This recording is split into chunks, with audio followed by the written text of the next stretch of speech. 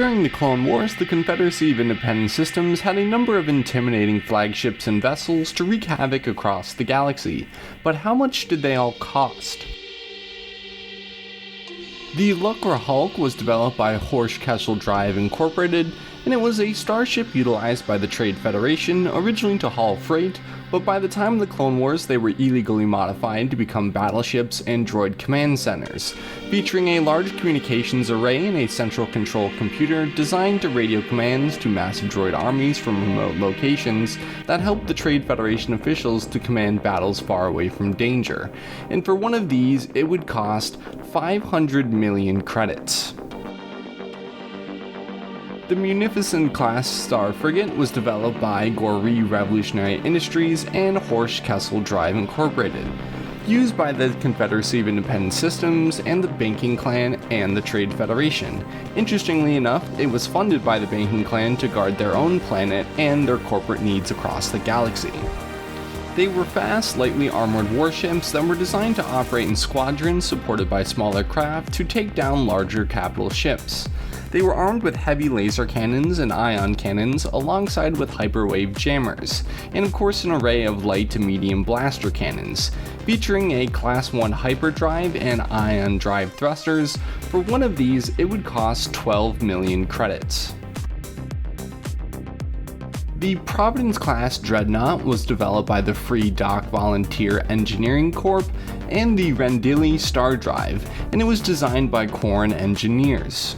Used by both the Confederacy of Independent Systems and privately for the Trade Federation as command ships. Featuring heavy turboblasters, ion cannons, and mass driver cannons, it was very capable of destroying light frigates and carrying out planetary invasions. With room for hundreds of starfighters, gunships, and landing craft, it also had a Class 10 hyperdrive generators and thermal shields on the defensive end.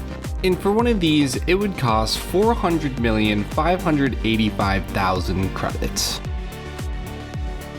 The largest flagship in the Separatist Alliance was the Subjugator-class heavy cruiser, developed by the Free Dock Volunteer Engineering Corps and the Pamet Docks. Armed with hundreds of cannons, flak guns, and ion cannons, and even a pair of mega ion cannons that were capable of disabling the power of enemy star destroyers, leaving them vulnerable to the array of weapons on the Subjugator.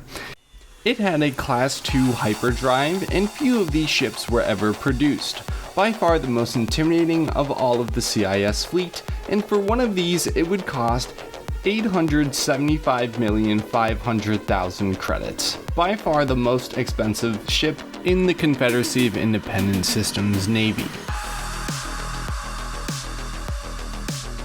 If you've seen any other of my videos, you'll note that the CIS fleet is far more expensive than the Republic naval fleet. Being more technologically advanced and the CIS cutting costs with droids instead of clones, they could spend more on their naval fleet. It is also important to remember that the Banking Clan and Trade Federation backed the Confederacy of Independent Systems, and that if they had won the Clone Wars, their profits would be higher than ever. Giving out loans to the Confederacy of Independent Systems to not only fund the war, they would have to eventually repay them for this favor in the tone of not only credits, but free trade tax zones favoring the corporate alliance had the CIS won the Clone Wars. And I guess that's how much CIS starships cost. And with that, subscribe if you would like, and until next video, goodbye.